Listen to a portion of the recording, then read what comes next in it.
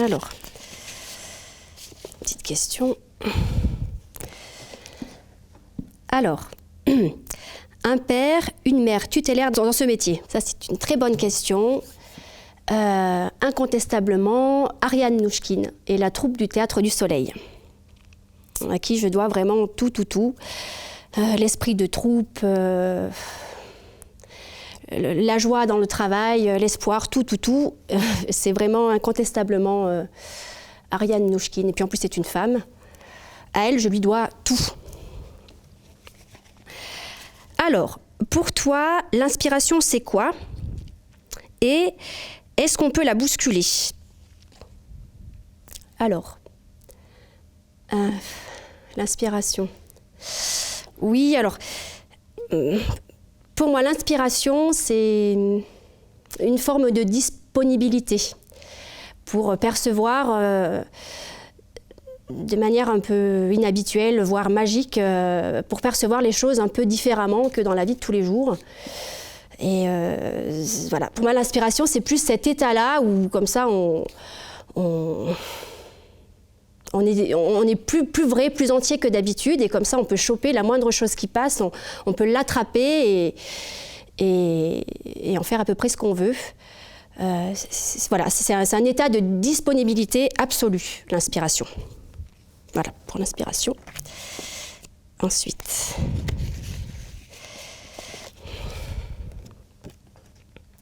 Alors, ta première fois au théâtre et ou sur un plateau de danse, en tant que spectateur et en tant qu'actrice? Alors,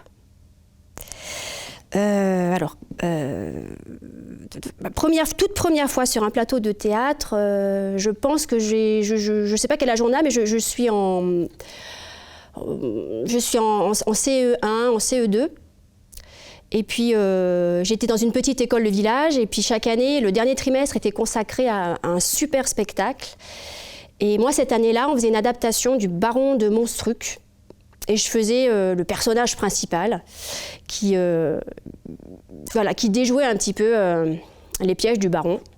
Et c'est mon papa, qui était aussi l'instituteur de cette école, qui jouait le Baron. Et ça, c'était des moments vraiment de bonheur, parce que vraiment, on faisait tout, hein. On faisait les décors, on réadaptait le texte, il y en avait même qui faisaient les lumières, enfin on travaillait déjà un petit peu comme une troupe. Donc c'était déjà un peu un petit théâtre du Soleil, c'était super, quoi. Voilà, et c'était il y a longtemps. Et en tant que spectateur, alors comme j'étais à la campagne, c'est pas très tôt, parce qu'il n'y avait pas de spectacle qui tournait bien dans les campagnes, ça change un petit peu heureusement. Comme spectateur, ce dont je me souviens, là, ce qui me vient tout de suite, ça doit être un spectacle sous chapiteau avec la Compagnie des Champs, à côté de Schottzegg, c'était au château du Coufour. Je ne sais pas du tout ce que c'était la pièce. C'était peut-être la Cité des Oiseaux. Et ça m'a transportée vraiment. C'était génial. Et pourtant, il faisait très froid. Je me souviens qu'il faisait très froid aussi. Je n'ai pas dû comprendre grand-chose, mais voilà, c'est ça. Voilà, c'est ça mon premier souvenir en tant que spectateur. Ouais. Ce qui te fait le plus rire. Ah, alors ce qui me fait le plus rire, je crois que c'est la maladresse. Les gens maladroits, les gens qui disent des bêtises ou qui disent pas ce qu'il faudrait dire au moment où il faudrait le dire. C'est toujours des grands moments de vérité, ça me fait mourir de rire. Et à l'échelle de la compagnie, je crois qu'on est tous des grands maladroits déjà, donc comme ça au moins il n'y a pas de complexe là-dessus. Et on aime beaucoup les blagues, vraiment, plus c'est débile, plus on aime. Et les blagues un petit peu, même un petit peu grossières et tout. Alors on fait du spectacle jeune public, mais avant que les enfants n'arrivent, des fois c'est une autre ambiance. Je sais pas, ça nous détend. C'est vraiment, plus c'est bête, plus on rit. Voilà. Voilà. Des fois d'être un peu bête, je parle pas de la bêtise qui peut faire du mal aux gens, qui peut faire du mal à l'humanité, mais comment on peut être bête et naïf, voilà, ça me fait rire. Et je ne suis pas la seule, hein. Je pense que Fabrice Roumier, Pierre-Marie Trioux, le noyau dur de la compagnie, on est un peu tous les trois comme ça. Et puis dire des gros mots, des trucs qu'il ne faudrait pas dire, voilà. Voilà. Un peu comme des enfants, quand c'est interdit, et on y va et on dit des grosses bêtises. Voilà. Voilà. Ensuite, oulala, alors là, ça devient sérieux. Quel sens donnes-tu à ton métier? T'engage-t-il au-delà du plateau? Alors, quel sens je donne à mon métier? Waouh. Alors ça, c'est une sacrée période pour se poser cette question, puisqu'on est à l'arrêt, là, on est filmé, là, on est en grande période de confinement. On en a repris pour 3 semaines. Donc, quel sens je donne à mon métier? Pour moi, c'est la vie, quoi. Le théâtre, c'est vraiment la vie, c'est ce qui, même au-dessus de la vie, c'est quelque chose qui transcende les choses, qui nous fait décoller des choses bassement terriennes. Et c'est un essentiel, mais pas que pour moi, pour tout le monde. Le sens de mon métier, c'est réenchanter la vie. Et j'en ai besoin, moi, dans mon quotidien, de réenchanter la vie. Voilà.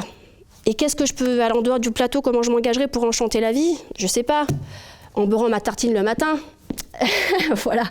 Non, le théâtre participe vraiment à ça, à se donner du courage, à se serrer les coudes, à se sentir pas se sentir un petit être humain comme ça, tout seul dans une pièce vide, bon bref, ou tout seul comme ça sur Terre, à se rassembler, à se faire chaud, à se faire du bien.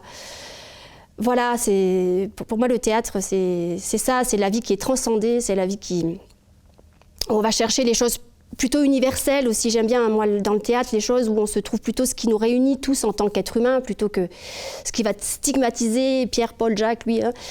J'aime bien le théâtre comme l'idée d'une grande messe comme ça, où on soulève tous nos petits derrières de dessus nos chaises et où on fait communion sur un truc qu'on se trouve de commun, en fait. J'aime bien un théâtre qui rassemble, voilà. Et en cela, il est essentiel. Ouais. Putain. C'est bien ce que j'ai dit. Non, voilà, c'est profond en fait. C'est très profond. Et un peu mystique. Alors, l'autre métier dont tu te sens, le ou la plus proche. Pouah. Je n'en vois pas. Honnêtement, je n'en vois pas. Bénévole. Touche à tout, je sais pas. De métier pour en faire ma vie et pour me dire, pour me lever le matin et aller joyeusement faire les choses et me sentir utile quelque part, je vois que le théâtre, honnêtement. Sinon, je vois pas où j'aurais pu être utile ailleurs, où j'aurais pu me sentir vivre ailleurs, je vois pas. J'aurais fini alcoolique et malheureuse quelque part s'il avait fallu que je fasse autre chose. Voilà. Et même, j'ai jamais pensé à un autre métier, où c'est parce qu'on était obligé, il fallait dire qu'est-ce qu'on voulait. Alors j'avais dit à un moment donné que je voulais être avocate, mais j'aurais été une très mauvaise avocate. Non. Voilà. Alors, que dis-tu à ton équipe à la veille de la première d'un spectacle? Je ne dis rien. Surtout, je ne dis rien, parce que je suis moi-même dans un état tellement à côté que je ne dis rien. Par contre, Fabrice Roumier, qui fait les mises en scène du spectacle, a toujours mis un petit mot à tout le monde dans les loges. Comme quoi il nous trouve beaux, qu'il est content du travail, que ce qu'on a fait bien et tout. Et c'est vrai que ça fait du bien. Lui, il fait ça. Et après, moi, par contre, ce que je fais souvent, c'est... j'essaie d'enlever tout ce qui peut polluer un petit peu ce moment de magie là, qui va arriver. Et j'essaie déjà de rentrer petit à petit dans le spectacle. J'aime bien ces moments où 1 heure, 1 heure et demie avant, toutes les choses se mettent un petit peu en place. Le spectacle n'a pas commencé, mais déjà ça vibre, déjà il y a quelque chose, on se regarde. Je fais attention à tout le monde en fait. Je regarde Pierre-Marie, je vois s'il a la trouille, je vois s'il a envie. J'essaie déjà de sentir les autres, comment ils sont. Et on rigole beaucoup, je l'ai déjà dit, on rigole beaucoup. Et en même temps, on est déjà hyper concentré, déjà un peu ailleurs.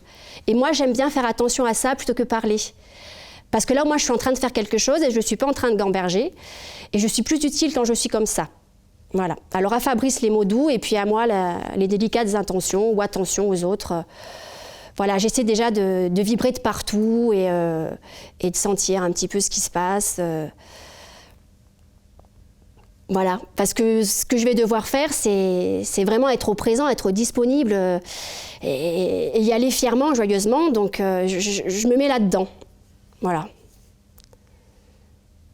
J'essaie de me mettre là-dedans et les soirs de première, c'est difficile. Ça se passe, quand on a joué un spectacle plusieurs fois, ça se passe presque naturellement. On a déjà nos petites manies. Je sais que Fabrice, lui, il a besoin d'1 quart d'heure, il se change et il est prêt. Moi, il me faut bien 1 heure.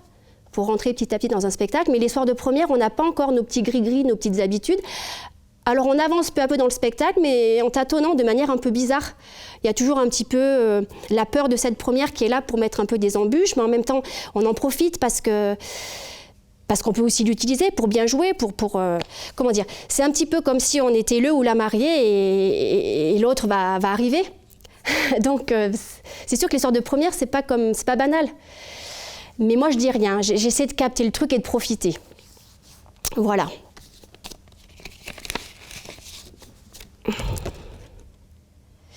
Ce qui t'inquiète le plus aujourd'hui, c'est de ne plus avoir d'espoir. Voilà. Il en reste 2. Alors, d'où vient ton désir de théâtre et de danse, ou de danse? Alors, mon désir de théâtre, je pense qu'il vient autant du besoin que j'ai de faire les choses collectivement que de l'aspect artistique. Le truc de construire quelque chose avec des gens différents de moi, c'est quelque chose qui m'habite vraiment et qui m'est plus qu'utile et plus que nécessaire. Et donc mon envie de théâtre vient d'abord de là. Et sont venues bien après les grosses claques artistiques, comme la première fois où j'ai mis les pieds au Théâtre du Soleil, où là je me suis dit, mais vraiment, mais quelle merveille. Mais c'est vrai que le premier choc artistique et théâtral, il est venu tard. Et en plus, ça tombait bien, parce que c'était dans une idée très collective du théâtre. Mais voilà, cet aspect comme ça, de pouvoir essayer de changer le monde ou de le percevoir différemment avec d'autres, ça vient de là. Et ça, c'est très vieux. Même petite, j'étais là-dedans. J'ai grandi, mes parents étaient enseignants, j'ai grandi dans une école, et déjà, il y avait ce truc où on fait les choses ensemble. Et donc, mon envie de théâtre, elle vient peut-être de là. De se laisser surprendre par l'autre, que la merveille soit à portée de main et qu'en fait on ne la voit pas parce qu'on ne la regarde pas. Voilà, c'est ça. La dernière question. Ah oui, le texte qui ne te quitte jamais, livre de chevet, s'il en est un. Alors, il y en a plusieurs. Alors si on devait en choisir qu'un, je dirais Monsieur Vertigo de Paul Auster, parce que c'est comme le Tambour sur la digue au Théâtre de Soleil a été le spectacle qui vraiment a décidé d'un tournant crucial dans ma vie, devenir comédienne. Monsieur Vertigo, c'est le premier vrai roman que j'ai lu en entier. Je suis dyslexique, donc j'ai du mal avec les livres. Et celui-là, je l'ai lu d'une traite et très facilement. Donc c'est vraiment celui-là qui m'a ouvert la voie vers les autres livres. Et du coup, je ne l'ai pas dans ma bibliothèque parce que j'arrête pas de le donner.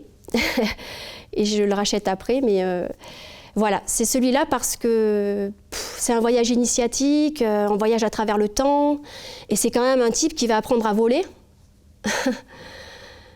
Et je sais pas, j'ai des souvenirs hyper charnels de cette lecture. Quand il se décolle comme ça et que les gens le voient s'envoler comme ça dans les airs, on a un truc qui se passe, c'est incroyable. Donc déjà, il y a aussi des trucs du moment de la représentation où on décolle du plancher des vaches et où on est transporté ailleurs. Ouais. Donc c'est peut-être pour ça que je garderai celui-là. Après, je peux quand même en dire 2 autres au passage, 1 ou 2. Un livre qui m'accompagne beaucoup, c'est Dresser un monument à l'éphémère. C'est les entretiens de je sais plus qui c'est qui les a fait, mais enfin c'est des entretiens avec Ariane Mnouchkine sur le travail de l'acteur. Et puis aussi, Emily Dickinson, Une âme en incandescence, parce que voilà, celui-là m'a ouvert la porte vers la poésie. Pareil, c'est le premier recueil de poèmes que j'ai lu d'une traite et ça a ouvert la porte aux autres. Voilà. C'était tout. Et voilà.